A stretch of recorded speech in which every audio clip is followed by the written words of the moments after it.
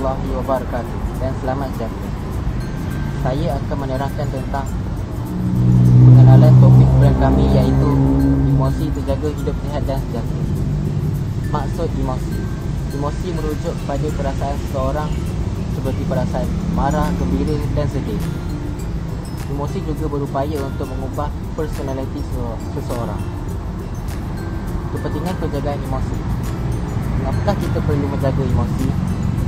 Hal ini kerana ia berupaya mengekalkan hubungan sosial yang harmoni. Seterusnya, ia berupaya untuk membentuk kepribadian diri yang terpuji. Seperti yang telah saya terangkan, emosi mampu mengubah kepribadian seseorang.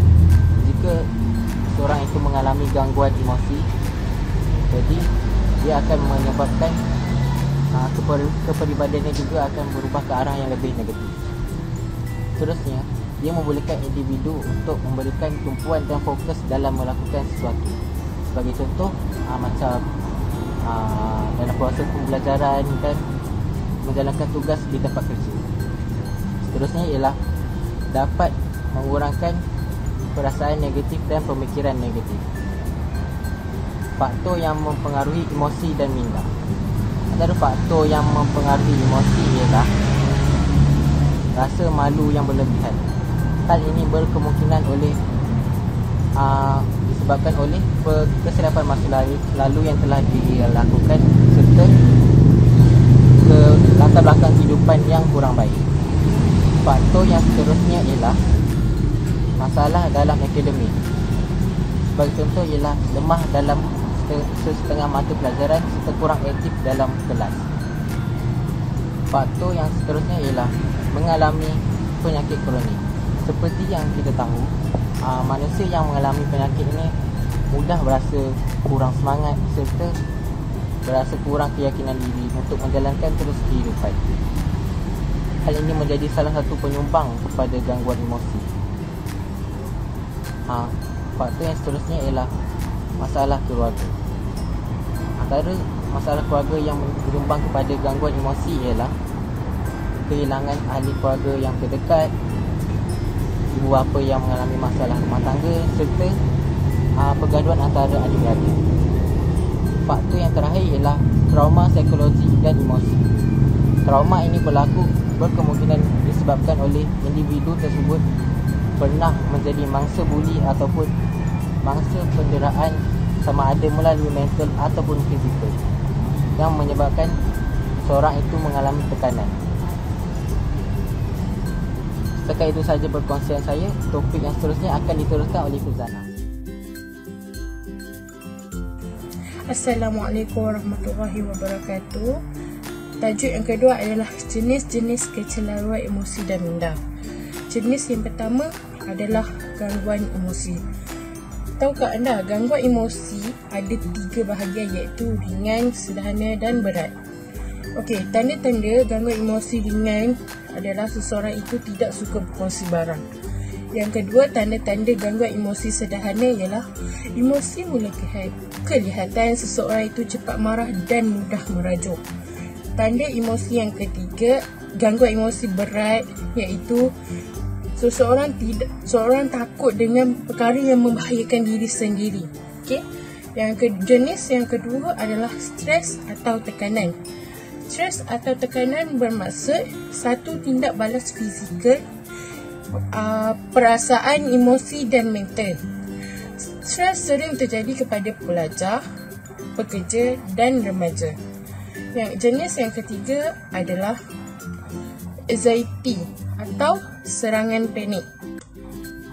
Anxiety merupakan kecelaruan atau gagal menyelesaikan urusan harian atau terlalu banyak berfikir. Yang keempat adalah kemurungan. Tapi tahukah anda, kemurungan terbahagi kepada 7. Yang pertama adalah unipolar kemurungan. Unipolar kemurungan biasanya pesakit akan mengalami tanda-tanda yang boleh mempengaruhi keupayaan sendiri seperti bekerja. Yang kedua adalah bipolar kemurungan. Bipolar kemurungan merupakan gangguan emosi secara berpanjangan kepada penghidapnya. Yang ketiga adalah distamia atau dipanggil sebagai kemurungan berpanjangan. Distamia merupakan masalah yang kurang serius tetapi pengidapnya mengalami secara berpanjangan. Yang keempat adalah kemurungan selepas bersalin. Jenis kemurungan ini biasanya berlaku selepas bersalin. Yang kelima adalah kemurungan psikotik atau mendengar suara halus. Kemurungan psikotik ni kepada individu yang menghidap distamia tadi. Yang keenam adalah kemurungan efektif atau panggil kemurungan bermusim. Jenis kemurungan ini biasanya dikaitkan dengan musim. Yang terakhir adalah kemurungan remaja. Kemurungan tidak mengenal siapa, remaja juga boleh mengalami. Dr. Yusni pernah berkata, satu hakikat yang harus difahami, bunuh diri tidak boleh dikaitkan dengan kemurungan kecuali seseorang itu mempunyai niat. Assalamualaikum. Tajuk yang ketiga yang akan saya bincangkan pula ialah berkenaan dengan kesan-kesan kecelaruan emosi dan minda. Terdapat banyak kesan negatif apabila seseorang itu mengalami kecelaruan emosi dan minda. Kesan yang pertama, seseorang itu akan lebih gemar untuk mendiamkan dirinya. Sebagai contoh, Alia merupakan seorang murid yang peramah dan aktif di sekolahnya. Tetapi apabila beliau mengalami kecelaruan emosi dan minda seperti stres, beliau akan lebih gemar untuk mendiamkan dirinya di hadapan orang ramai dan membuatkan orang lain tertanya-tanya tentang kelakuannya itu. Selain itu, kesan kedua pula ialah seseorang itu akan menunjukkan reaksi yang berlebihan terhadap kejadian-kejadian yang biasa seperti marah dan sedih. Di mana apabila seseorang itu mengalami tekanan emosi, beliau akan menunjukkan reaksi yang abnormal dan berlebihan. Sebagai contoh, beliau akan memaki hamun dan marah terhadap seseorang yang terlanggarnya tanpa sengaja. Seterusnya, kesan kecelaruan emosi dan minda yang ketiga pula ialah seseorang itu akan menunjukkan rasa tidak gembira terhadap pencapaian dirinya sendiri seperti situasi di dalam gambar raja ini.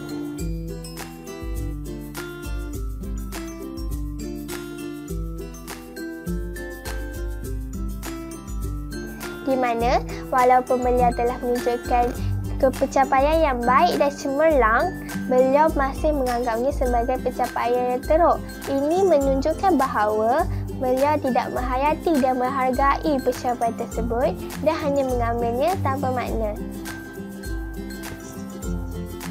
Selanjutnya, kesan kecelaruan emosi dan minda yang keempat pula ialah seseorang itu akan mengalami keletihan yang melampau, kurang bertenaga dan menunjukkan tingkah laku yang gelisah seperti mata berkelip-kelip, menggeleng-geleng ke kepala, sakit perut, sakit kepala pada setiap hari atau pada setiap minggu. Mereka juga menunjukkan tingkah laku yang berbeza daripada diri mereka seperti tingkah laku yang agresif, suka membuat keputusan dan juga hilang kelecuan. Terdapat banyak kesan kecelaruan emosi dan minda yang lain selain daripada yang saya nyatakan sebentar tadi. Seperti seseorang itu akan merasa berkurangan, seseorang itu akan merasa tidak bermotivasi, seseorang itu akan kurang minat terhadap orang lain, seseorang itu tiada pengurusan diri, seseorang itu akan menunjukkan tingkah laku yang berbeza, seseorang itu juga akan berhayal dan berlaku ganjil, dan akhir sekali seseorang itu akan menunjukkan pencapaian yang merosot. Okey, itu sahaja yang dapat saya jelaskan dan nyatakan tentang kesan-kesan kecelaruan emosi dan minda.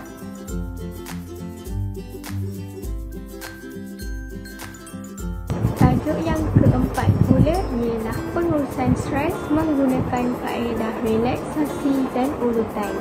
Pada hari ini, saya akan menunjukkan dua teknik untuk menguruskan stres yang sering kita hadapi. Teknik yang pertama dipanggil relaxation routine yang bermaksud rutin bersantai. Caranya, cari kedudukan yang selesa, kemudian tenangkan fikiran dan bernafas secara perlahan-lahan. Genggam tangan sekuat-kuatnya dan kira sehingga 10.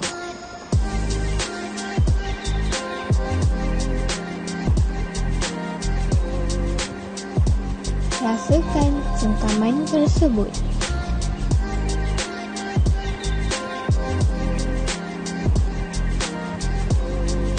Kemudian, lepaskan genggaman dengan perlahan-lahan dalam kiraan 10.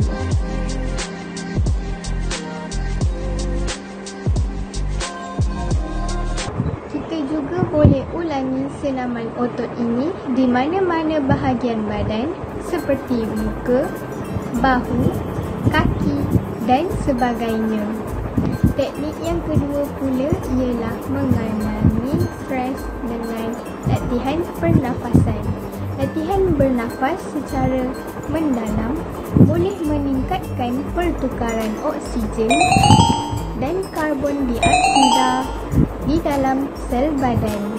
Cara-caranya berdiri dengan menjarakkan kaki dan longlaikan tangan di sisi. Pejamkan mata dan biarkan kepala tunduk ke hadapan.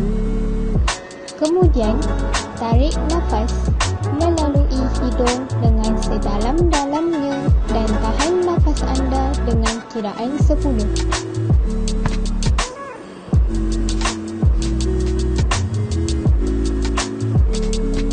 Selepas itu, hembuskan nafas perlahan-lahan melalui hidung.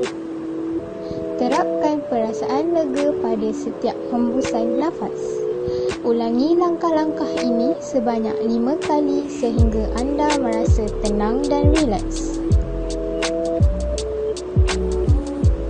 Akhirnya, buka mata anda perlahan-lahan. Tajuk yang saya dapat ialah teknik pemikiran positif melalui kata-kata hikmah. Seperti yang kita semua tahu, berfikiran positif memerlukan pemerhatian yang positif terhadap perkara-perkara yang kita alami di dalam kehidupan seharian. Oleh itu, setiap kali kita dilanda dengan pemikiran yang negatif atau pemikiran yang tidak rasional, kita sepatutnya cuba untuk berfikiran sebaliknya dan membentuknya dengan kata-kata yang positif. Contohnya seperti kata-kata hikmah daripada Khairul Tanjung, gagal itu makanan sehari-hari. Itu biasa. Yang penting bagaimana kamu menyikapinya. Evolusi bangkit. Gagal lagi, bangkit lagi. Selain itu, daripada Robert Hilton pula, kejayaan bersumber dari perbuatan. Orang yang berjaya harus melakukan usaha. Namun orang yang berjaya bahkan membuat kesalahan dan mereka tidak berhenti untuk berusaha. Walau bagaimanapun, terdapat beberapa teknik untuk sentiasa berfikiran positif melalui kata-kata hikmah, iaitu dengan memberi perhatian terhadap perkara yang kita mampu lakukan dan mengurangkan perhatian dari perkara-perkara yang kita tidak mampu lakukan. Di samping itu, kata-kata hikmah juga boleh membantu kita untuk bangkit. Oleh itu, kesimpulannya, kita sepatutnya menanamkan kata-kata positif dalam diri kita supaya kita juga akan bersikap positif. Ini kerana jika kita bersikap positif, emosi kita juga akan menjadi positif. Cara-cara menangani stres menggunakan kaedah 10B.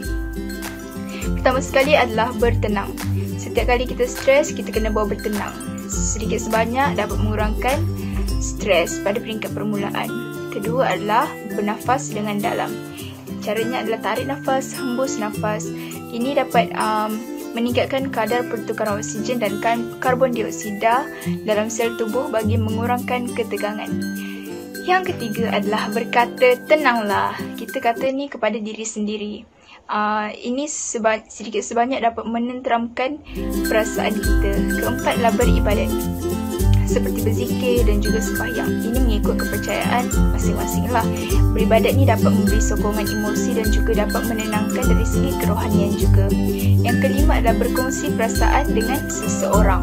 Bercakap dengan ahli keluarga ataupun kawan-kawan rapat yang kita boleh percayai tentang perasaan kita, yang dapat memahami perasaan kita. Jadi bila kita berkongsi perasaan dengan orang lain ni, kita dapat mengurangkan tekanan yang kita hadapi dan kita akan dapat rasa bahawa masih lagi ada orang yang sayang dan ambil berat pasal diri kita. Yang keenam adalah berurut. Biasanya kalau kita stres, otot-otot dekat bahagian leher dan juga badan akan menjadi tegang. Jadi berurut dapat melegakan tegangan otot dan dapat melancarkan peredaran darah. Yang ketujuh adalah berehat dan mendengar muzik. Muzik dapat mengurangkan kadar denyutan jantung yang laju dan tubuh badan kita akan mula rileks serta pernafasan kita kembali normal. Ke-8 adalah beriadah. Luangkan sedikit masa kita untuk melakukan aktiviti di luar rumah, sama ada bersama keluarga ataupun rakan-rakan. Beriadah dapat menenangkan fikiran dan dapat membuatkan kita gembira. Ke-9 adalah bersenam. Bersenam dapat mengurangkan ketegangan otot dan juga stres. Ia dapat meningkatkan pengeluaran hormon dan endorfin dan kita akan berasa lagi lega. Antaranya adalah kita boleh lakukan seperti berjalan dan bersenam aerobik. Ke-10 iaitu yang terakhir adalah kaedah berfikiran positif. Jadi stres ni boleh berlaku disebabkan prasangka dan salah tafsir kita terhadap sesuatu situasi. Jadi kita cuba berfikiran secara positif di mana kita cuba melihat kebaikan ataupun keadaan positif dekat mana-mana situasi yang bersifat negatif. Jadi kita kena belajar cara untuk berfikiran positif sebab ia akan dapat membantu kita menangani stres dengan lebih berkesan. Jadi itulah kaedah-kaedahnya. Dengan menggunakan kaedah 10B, kesan fizikal, stres seperti kadar denyutan jantung, perasaan marah, rasa gelisah, gemetar, sakit kepala dan sebagainya yang disebabkan oleh tindak balas hormon adrenalina terhadap tubuh dapat dikurangkan. Stres ni mesti ditangani secara berterusan bagi memastikan kita sihat dari segi fizikal, emosi dan juga minda. Walau bagaimanapun, kaedah 10B hanya boleh mengawal stres untuk jangka masa yang pendek sahaja. Punca stres perlu dikenal pasti dan tindakan susulan perlu diambil untuk mencari jalan penyelesaian kepada punca stres tersebut. Anda juga boleh mengamalkan kemahiran daya tindak balas yang bersesuaian untuk menangani stres anda. Sekian daripada saya, terima kasih.